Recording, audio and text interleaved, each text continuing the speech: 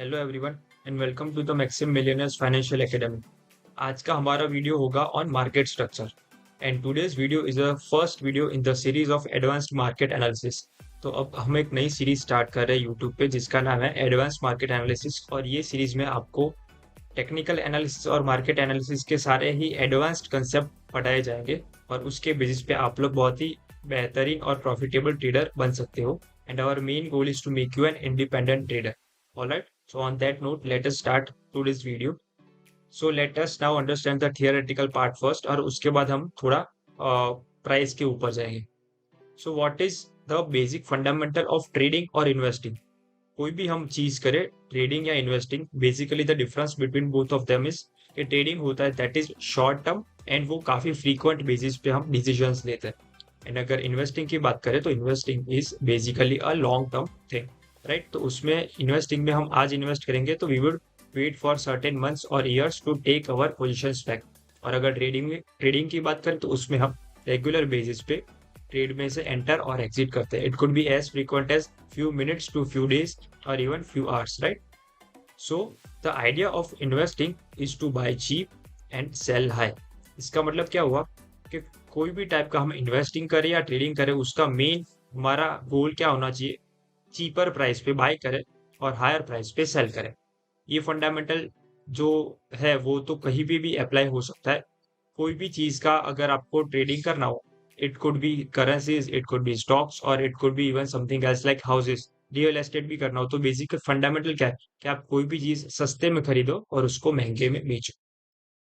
If we take a short, then the idea is to acquire positions when they are highly priced, that is called premium, and exit the positions while they are in the cheap price range, right?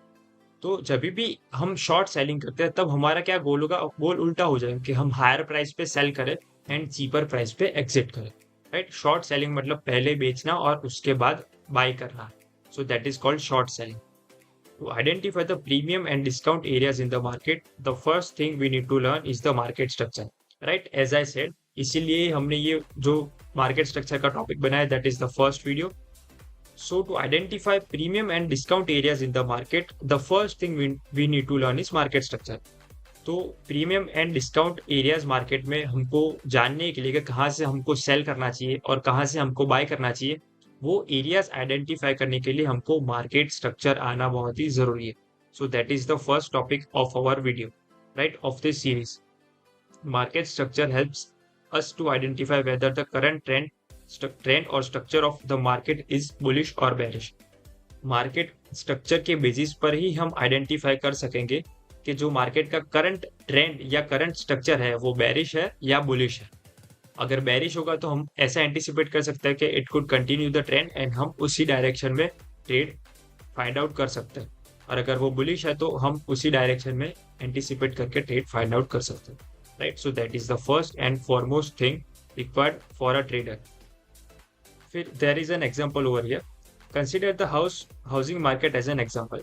When there's a shortage of inventory because few are selling, housing prices rise due to limited availability. यानी कि जब लोग market में cell करते हैं तब जो housing price है वो बढ़ जाती है जब बहुत ही कम लोग सेल करने वाले होते हैं। जब भी सेलर्स मार्केट में कम होते हैं तब हाउसिंग की जो प्राइसेस होती है, हाउसेस की प्राइस होती है, वो बढ़ जाती है। क्यों? Because there are few number of sellers. But conversely, if a large number of people suddenly sell their houses, flooding the market with excess inventory, prices drop as there aren't enough buyers to match the supply. This same principle applies to the currency market as well. But जैसे कि हमने बात की कि जब sellers कम होते हैं तब प्राइस क्या होती है, बढ़ जाती है, क्योंकि जितने बायर्स है उतने सेलर्स नहीं है सामने। बट अगर सडनली मार्केट में बहुत सारे नंबर ऑफ सेलर्स एंटर कर जाए और एक साथ बहुत लोगों को अपना घर सेल करना हो तो क्या होगा? जो हाउसिंग मार्केट है वो क्रैश कर जाएगा, उसकी जो प्राइसेस होगी वो डिक्रीज हो जाएगी। तो जब सेलर्स बढ़ेंगे मार्केट में तब प्राइस कम हो जाएगी, और जब सेलर्स कम होंगे यानी कि बायर्स ज्यादा होंगे तब प्राइसेस बढ़ जाएगी। तो यही सेम प्रिंसिपल अप्लाई होता है करेंसी मार्केट पे, which is our forex market, right. तो ये थियोरेटिकल पोर्शन बहुत ही इंपॉर्टेंट था और ये that is the fundamental thing to understand. Now let us go to the visual format और उससे समझते हैं कि मार्केट स्ट्रक्चर कैसा होता है। I will use the line chart first, जिसके बेसिस पे हम लोग सिंपली अंडरस्टैंड कर सके।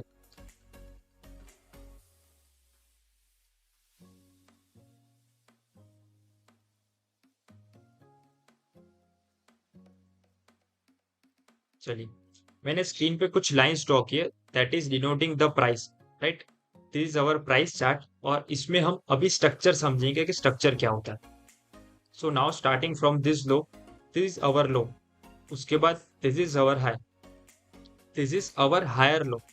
इसको मैंने हायर लो क्यों बोला?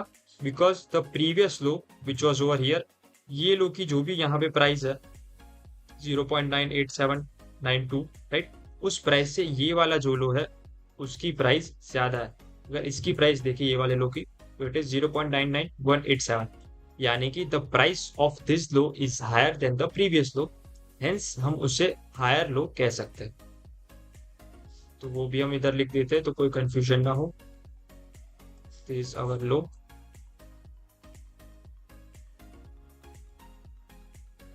This is our high.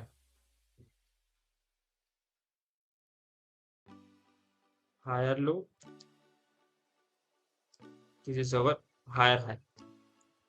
इसको मैंने हायर हाई क्यों बोला? क्योंकि ये वाला जो हाई है, this high is higher than the previous high. ये जो प्रीवियस लो की प्राइस है, व्हाट इज द प्राइस, 1.00078, ये वाले हाई की जो प्राइस है उससे ये वाले हाई की प्राइस ज्यादा है, hence it is called a higher high. Again this is a higher low, this is a higher high, this is a higher low, this is a higher high. Now अभी क्या देख सकते हैं, इसको हम हायर लो कंसिडर कर सकते हैं? नहीं। This is what, this is a lower low, this is a lower low. Why is this a lower लो? क्योंकि ये वाला जो लो है उसका प्राइस प्रीवियस लो से कम है, इसलिए दिस इज अ लोअर। फिर what is this, this is a lower high. Lower high हमने इसको क्यों लेबल किया? क्योंकि ये जो पिछला वाला हाई था उससे इसकी प्राइस कम है, इसलिए this is a lower high. Again a lower low, a lower high, and again a lower low. तो ये हमने हाइस एंड लोज मार्क किए, this is called our structure, right. अभी स्ट्रक्चर का ब्रेक हम कैसे मार्क करेंगे, लेट अस सी।